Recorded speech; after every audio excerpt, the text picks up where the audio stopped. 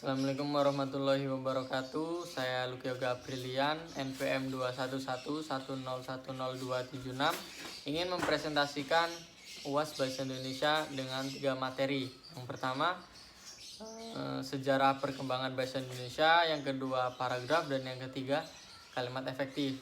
Langsung saja menuju ke materi yang pertama, yaitu sejarah perkembangan bahasa Indonesia. Ya, sejarah perkembangan bahasa Indonesia. Bahasa Indonesia itu lahir sejak tanggal 18 Oktober 1928.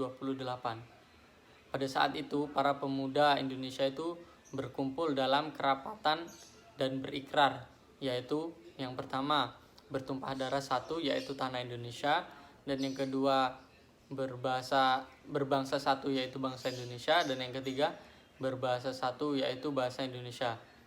Nah, ikrar para pemuda tersebut dinamakan Sumpah Pemuda. Ya, unsur yang ketiga dari Sumpah Pemuda merupakan pernyataan tekad bahwa bahasa Indonesia itu merupakan bahasa persatuan bangsa Indonesia. Pada tahun 1928 itulah bahasa Indonesia dikokohkan sebagai bahasa nasional. Bahasa Indonesia dinyatakan kedudukannya sebagai bahasa negara pada tanggal 18 Agustus 1945, karena pada saat itu UUD 1945 disahkan sebagai Undang-Undang Dasar Negara Republik Indonesia. Dalam Undang-Undang Dasar 1945 disebutkan bahwa bahasa negara ialah bahasa Indonesia. Putusan Kongres Bahasa Indonesia 11 tahun 1954 di Medan antara lain itu menyatakan bahwa bahasa Indonesia itu berasal dari bahasa Melayu. Bahasa Indonesia itu tumbuh dan berkembang dari bahasa Melayu yang ada sejak zaman dahulu. Sejak zaman dahulu itu bahasa Indonesia telah dipergunakan sebagai bahasa perhubungan, bukan hanya di kepulauan Nusantara saja, melainkan di seluruh Asia Tenggara. Ya, jadi bahasa Melayu itu mulai dipakai di kawasan Asia Tenggara sejak abad ke-7. Nah, bukti yang menyatakan itu ialah dengan ditemukannya prasasti di Kedukan Bukit Berangka tahun 683 Masehi di Palembang. Prasasti itu bertuliskan huruf Pranagari berbahasa Melayu kuno. Bahasa Melayu kuno itu tidak hanya dipakai di zaman Sriwijaya saja, karena di Jawa Tengah juga, yaitu di Ganda Suli, juga ditemukan prasasti Berangka tahun 832 Masehi, dan di Bogor ditemukan prasasti Berangka juga pada tahun 942 Masehi yang juga menggunakan bahasa Melayu kuno. Ya, jadi pada zaman Sriwijaya, bahasa Melayu itu dipakai sebagai bahasa kebudayaan, yaitu bahasa buku pelajaran agama Buddha. Bahasa Melayu juga itu dipakai sebagai bahasa perhubungan antara suku di Nusantara dan sebagai bahasa perdagangan, baik sebagai bahasa antara suku di Nusantara maupun setiap bahasa yang digunakan terhadap para pedagang yang datang dari luar Nusantara. Informasi dari seorang ahli sejarah Cina yang bernama Ai Xing yang belajar agama Buddha di Sriwijaya, antara lain menyatakan bahwa di Sriwijaya itu ada bahasa yang bernama Konloven. Ya, perkembangan dan pertumbuhan bahasa Melayu itu tampak makin jelas dari peninggalan kerajaan Islam, baik yang berupa batu bertulis seperti tulisan pada batu nisan di Minye Tujo Aceh, Berangka tahun 1380 Masehi, maupun hasil susastra pada abad ke-16 dan ke-17 seperti syair Hamzah Fansuri, Hikayat Raja-Raja Pasai, Sejarah Melayu, Tajusalam, dan Butanu Salatin. Bahasa Melayu menyebar ke pelosok Nusantara bersama dengan menyebarnya agama Islam di wilayah Nusantara. Bahasa Melayu mudah diterima oleh masyarakat sebagai bahasa perhubungan antar pulau, antar suku, antar perdagangan, antar bangsa, dan antar kerajaan, karena bahasa Melayu tidak mengenal tingkat tutur. Ya, jadi bahasa Melayu itu dipakai di mana-mana, di wilayah Nusantara serta makin berkembang dan bertambahnya kukuh keberadaannya, bahasa Melayu yang dipakai di daerah di wilayah Nusantara dalam pertumbuhannya dipengaruhi oleh corak budaya daerah. Bahasa Melayu menyerap kosakata dari berbagai bahasa, terutama dari bahasa Sanskerta, bahasa Persia, bahasa Arab, dan bahasa Eropa. Ya, perkembangan bahasa Melayu di wilayah Nusantara itu dipengaruhi dan mendorong tumbuhnya rasa persaudaraan, rasa persatuan bangsa Indonesia, komunikasi antar perkumpulan yang bangkit pada masa itu menggunakan bahasa Melayu. Para pemuda Indonesia yang tergabung dalam perkumpulan pergerakan secara sadar mengangkat bahasa Melayu sebagai menjadi bahasa Indonesia yang menjadi bahasa persatuan untuk seluruh bangsa Indonesia. Kebangkitan nasional telah mendorong perkembangan bahasa Indonesia dengan pesat. Peranan kegiatan politik, perdagangan, persurat kabaran, dan majalah sangat besar dalam memodernkan bahasa Indonesia. Proklamasi Kemerdekaan Republik Indonesia pada tanggal 17 Agustus 1945 telah mengukuhkan kedudukan dan fungsi bahasa Indonesia secara konstitusional sebagai bahasa negara. Kini bahasa Indonesia itu dipakai oleh berbagai lapisan masyarakat di Indonesia, baik di tingkat pusat maupun di tingkat daerah. Ya, baik, melanjutkan ke materi yang kedua, yaitu tentang paragraf. Apa itu paragraf? Jadi paragraf itu adalah suatu gagasan yang berbentuk serangkaian kalimat yang saling berkaitan satu sama lain. Paragraf itu mempunyai nama lain, yaitu wacana mini. Jadi kegunaan paragraf adalah untuk menjadi penanda dimulainya topik baru dan memisahkan gagasan-gagasan yang berbeda. Paragraf atau alenia merupakan rangkaian kalimat yang saling berhubungan dan membentuk satu kesatuan pokok pembahasan. Paragraf umumnya terdiri atas beberapa kalimat. Kalimat-kalimat tersebut yaitu saling berkaitan satu sama lain dan mengusung satu pokok pikiran tertentu. Jadi pokok pikiran atau gagasan dalam sebuah paragraf itu akan menjadi jelas oleh uraian-uraian tambahan yang tertuang dalam kalimat-kalimat penjelas. Ya, paragraf itu menandakan letak di mana suatu tema itu kapan tema itu dimulai dan kapan tema itu berakhir. Oleh karena itu, pembentukan sebuah paragraf sekurang-kurangnya mempunyai tujuan, yaitu yang pertama itu tujuan paragraf itu untuk memudahkan pengertian dan pemahaman dengan menceraikan suatu tema dengan tema yang lain. Oleh karena itu, tiap paragraf hanya boleh mengandung satu tema. Jika terdapat dua tema, maka paragraf tersebut harus dipecah menjadi dua paragraf. Jadi paragraf itu harus mempunyai satu tema. Yang kedua, yaitu memisahkan dan menegaskan perhentian secara wajar dan formal untuk memungkinkan kita berhenti lebih lama daripada perhentian pada akhir kalimat. Dengan perhentian yang lebih lama ini memungkinkan bahwa konsentrasi terhadap tema paragraf lebih terarah. Jenis-jenis paragraf. Jadi paragraf itu dibagi menjadi 3 jenis. Yang pertama, jenis paragraf berdasarkan sifat dan tujuannya. Yang kedua, jenis paragraf berdasarkan letak kalimat utamanya. Dan yang ketiga, jenis paragraf berdasarkan bentuk kalimat dan sifatnya. Ya, yang pertama, jenis paragraf berdasarkan sifat dan tujuannya. Itu dibagi menjadi 3 lagi, yaitu paragraf pembuka, yang kedua paragraf penghubung, dan yang ketiga paragraf penutup. Lalu di jenis paragraf berdasarkan letak kalimatnya, kalimat utamanya, itu ada 5 macam, yaitu jenis paragraf deduktif, paragraf induktif, paragraf campuran atau gabungan, paragraf tanpa kalimat utama dan kalimat utama pada seluruh paragraf, dan yang kelima paragraf ineratif. Ya, lalu yang ketiga, paragraf berdasarkan bentuk tulisan dan sifatnya.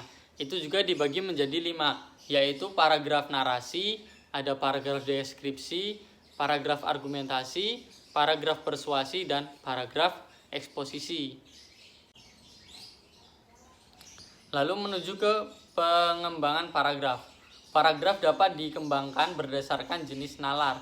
Secara alami, klimaks, anti klimaks, deduktif, induktif, sebab kalimat serta kronologis, dan fungsi atau contoh analogi, ilustrasi, analisis, pembuktian, perbandingan, dan definisi luas. Salah satu cara berlatih mengembangkan paragraf dapat dilakukan dengan membuat kerangka terlebih dahulu sebelum menulis paragraf. Lalu melanjut ke pola pengembangan paragraf. Perkembangan paragraf adalah perincian dan pengurutan pikiran yang terpadu yang diwujudkan melalui penataan kalimat-kalimat, penggunaan kalimat topik yang tepat akan memudahkan pembaca membuat ringkasan dari sebuah karya tulis. Ya, pola pengembangan paragraf. Dalam ringkasan kalimat-kalimat penunjang ini dapat diabaikan. Oleh karena itu, ada 3 persoalan yang tercakup di dalamnya. Yang pertama, kemampuan menentukan dan meletakkan kalimat topik secara tepat. Dan yang kedua, kemampuan merinci serta memaksimal gagasan utama paragraf ke dalam gagasan bawahan. Dan yang ketiga, kemampuan mengurutkan gagasan bawahan ke dalam suatu urutan yang teratur. Gagasan utama paragraf akan menjadi jelas apabila dilakukan perincian yang cermat. Perincian-perincian itu dapat dilakukan dengan bermacam pola pengembangan. Pola pengembangan itu dipakai antara lain ditentukan oleh gagasan-gagasan masalah yang hendak dikemukakan. Lalu ada pola runtutan ruang dan waktu. Jadi pola ini menggambarkan suatu ruangan dari kiri ke kanan, dari timur ke barat, dari bawah ke atas, dari depan ke belakang, dan sebagainya. Uraian tentang kepadatan penduduk suatu daerah dapat dikemukakan dengan landasan urutan geografi. Jadi misalnya itu dari barat ke timur, atau dari utara ke selatan, atau dari utara ke selatan itu. Nah, deskripsi mengenai sebuah gedung bertingkat dapat dilakukan dari tingkat pertama berturut-turut hingga tingkat terakhir. Penggambaran terhadap suasana suatu lingkungan dapat dilakukan mulai dari siang, sore, hingga malam hari. Lalu ada juga pola klarifikasi. Klarifikasi berarti membagi sesuatu dan mengelompokkan ke dalam kategori-kategori atau golongan umum. Dalam pengembangan karangan kadang-kadang diperlukan pengelompokan hal-hal yang mempunyai persamaan. Pengelompokan ini bekerja ke arah dua arah yang berlawanan, yaitu yang pertama mempersatukan satuan-satuan ke dalam suatu kelompok, dan yang kedua memisahkan satuan-satuan ke dalam satu kelompok. Ya, lalu ada pola susunan sebab akibat. Hubungan kalimat dalam sebuah paragraf dapat berbentuk sebab akibat. Dalam hal ini sebab dapat berfungsi sebagai pikiran utama dan akibat sebagai penjelas. Dapat juga sebaliknya, akibat sebagai pikiran utama, dan untuk memahami akibat ini dikemukakan sejumlah penyebab sebagai perinciannya. Lalu ada juga pola susunan, perbandingan atau pertentangan. Cara pembandingan merupakan sebuah pembangunan paragraf yang dilakukan dengan membandingkan atau mempertentangkan guna memperjelas suatu paparan. Lalu ada juga pola analogi. Dalam perkembangan paragraf analogi, uraian didasarkan pada kesamaan dari dua hal atau lebih. Dua hal atau lebih ini dibandingkan secara sistematis untuk menemukan hal-hal yang sama. Jadi hal yang dibandingkan dapat berasal dari kategori yang sama, atau bahkan dari satu atau beberapa kelas yang berbeda. Lalu ada juga pola susunan ibarat. Pola susunan ibarat ini memiliki keserupaan dengan pola susunan perbandingan. Keduanya ini membandingkan membandingkan dua perkara atau lebih. Jadi perbedaannya terletak pada hal atau perkara yang dibandingkan. Jadi pada pola perbandingan atau pertentangan ini yang dibandingkan adalah dua hal yang serupa untuk melihat persamaan dan perbedaannya. Sedangkan pada ini pola susunan ibarat yang dibandingkan adalah dua hal yang berlainan yang memiliki keserupaan.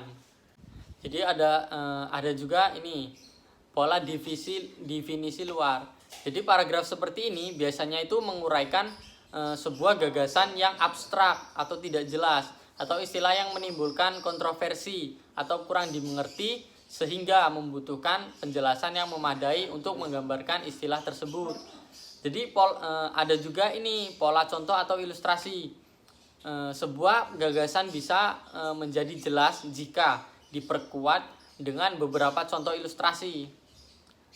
Gagasan yang terlalu umum sifatnya itu sulit dipahami. Agar pembaca menjadi jelas itu diperlukan ilustrasi konkret. Ilustrasi konkret itu yang nantinya akan dikembangkan menjadi contoh-contoh. Lalu ada pola klimaks atau anti klimaks. Jadi pembuatan paragraf dengan pola klimaks ini dilakukan dengan menampilkan gagasan utama dari persoalan yang paling rendah kedudukannya, lalu perlahan-lahan ke gagasan yang lebih tinggi dan paling tinggi kedudukannya. Sementara itu pengembangan anti klimaks ini merupakan kebalikan dari klimaks, yaitu dengan memulai dari suatu tema yang paling tinggi kedudukannya, kemudian perlahan-lahan menurun melalui gagasan-gagasan yang lebih rendah hingga yang paling rendah. Ya, baik, saya akan melanjutkan ke materi yang ketiga, yaitu tentang kalimat efektif.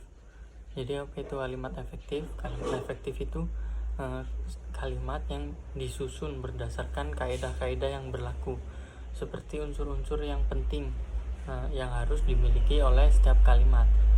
Ya, contohnya ada subjek dan predikat. Memperhatikan ejaan yang disempurnakan serta cara memilih kata diksi yang tepat dalam kalimat. Jadi menurut J.S. Badudu, kalimat efektif adalah kalimat yang baik karena apa yang dipikirkan atau dirasakan oleh si pembaca atau si penulis dalam bacaan tulisannya itu dapat diterima dan dipahami oleh pendengar, pembaca dalam bahasa tulis. Sama benar dengan apa yang dipikirkan atau dirasakan oleh si penutur atau si penulis tersebut. Kalimat efektif itu mempunyai ciri-ciri. Yang pertama itu ada kesepadanan. Apa itu kesepadanan? Jadi kesepadanan itu keseimbangan antara pikiran atau gagasan dengan struktur bahasa yang dipakai. Jadi kesepadanan kalimat ini memiliki beberapa ciri seperti berikut ini. Yang pertama itu ada kalimat yang mempunyai subjek dan predikat yang jelas. Contohnya misalnya hadirin dimohon berdiri. Lalu contoh yang kedua itu tidak terdapat subjek yang ganda.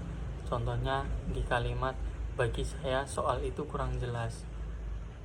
Lalu yang ketiga, beberapa kata penghubung intrakalimat seperti sehingga, dan, atau, lalu, kemudian, sedangkan, bahkan itu tidak digunakan pada kalimat tunggal. Contohnya kami datang agak terlambat sehingga tidak dapat mengikuti acara pertama. Lalu ciri-ciri yang kedua ada keparalelan. Apa itu keparalelan? Keparalelan itu adalah kesamaan atau kesejajaran bentuk kata yang digunakan dalam kalimat. Artinya, jika bentuk pertama menggunakan ungkap nominal, maka bentuk kedua dan seterusnya hendaknya juga menggunakan bentuk nominal. Contohnya, semakin berumur seharusnya manusia itu semakin bermoral, bijaksana dan bertanggung jawab. Lalu ciri yang ketiga ada kehematan. Apa itu kehematan? Kehematan adalah menghindari penggunaan kata, frase, atau bentuk lain yang tidak perlu. Yang pertama itu hindari penggunaan subjek yang tidak diperlukan. Contohnya, karena tidak diundang, dia tidak datang pula acara itu. Seharusnya kan seperti ini, karena tidak diundang, dia tidak datang pada acara itu. Lalu yang kedua, hindari penggunaan superioritas pada hiponimi kata. Contohnya, ia memakai baju warna merah. Seharusnya kan cukup ia memakai baju merah itu. Lalu yang ketiga, hindari kesinoniman dalam satu kalimat. Contoh, mulai sejak dari pagi dia hanya merenung saja. Jadi seharusnya itu sejak pagi dia hanya merenung gitu. Lalu yang keempat, hindari pejamkan kata-kata yang sudah berbentuk jamak. Contohnya, masih banyak hal-hal yang harus dibahas. Seharusnya cukup masih banyak hal yang harus dibahas. Nah, ciri kalimat efektif yang keempat di sini ada kecermatan. Apa itu kecermatan? Kecermatan dalam kalimat efektif itu dimaksudkan sebagai kalimat yang tidak menimbulkan pengertian ganda dan tepat dalam pilihan kata. Contoh, saya suka menonton pertunjukan wayang kulit. Lalu yang kelima, ciri-ciri kalimat efektif yang kelima itu ada kepaduan. Apa itu kepaduan? Jadi kepaduan dalam kalimat efektif dimaksud sebagai kepaduan pernyataan dalam kalimat itu, sehingga informasi yang disampaikan tidak terpecah-pecah. Seperti yang pertama itu kalimat yang padu tidak bertele-tele. Lalu kalimat yang padu menggunakan pola aspek, agen, serta verba secara tertib dalam kalimat-kalimat yang berpredikat persona. Contohnya, surat itu sudah saya baca. Nah, lalu yang ketiga itu ada kalimat yang padu, tidak perlu menyisipkan sebuah kata antara predikat kata kerja, transisi, dan objek menderita. Contohnya ada mahasiswa harus sadar akan pentingnya perpustakaan. Nah, lalu ciri-ciri kalimat efektif yang terakhir atau yang keenam yaitu kelogisan. Apa itu kelogisan? Jadi kelogisan adalah ide yang ada dalam kalimat itu dapat diterima oleh akal dan sesuai dengan ejaan yang berlaku. Jadi contohnya, yang terhormat Rektor Universitas Jember, kalimat kami persilakan untuk memberikan kata sambutan sekaligus membuka acara ini. Dalam kalimat efektif itu ada syarat-syarat. Syarat-syarat kalimat efektif itu terdapat 2 syarat yang menyusun kalimat efektif. Jadi yang pertama itu adalah kebenaran dan yang kedua kepaduan. Nah, di kebenaran ini kalimat efektif harus disasarkan pada penulisan yang baik dan benar sesuai dengan ejaan yang dianjurkan. Kaidah kebahasaannya itu ketat mengikuti tata bahasa baku. Dan yang di kepaduan berkaitan dengan logika kalimat. Pilihan kata menyusun kalimat harus padu sehingga membuat kalimat menjadi utuh dan tidak tumbang dan tidak sumbang. Lalu ada unsur kalimat efektif. Unsur-unsur kalimat efektif ini terdiri dari subjek, predikat, objek, dan keterangan. Nah, syarat untuk membuat kalimat dapat dipenuhi minimal dengan unsur dan predikat. Namun dalam kalimat efektif perlu kehadiran objek atau keterangan agar kalimat terkesan utuh.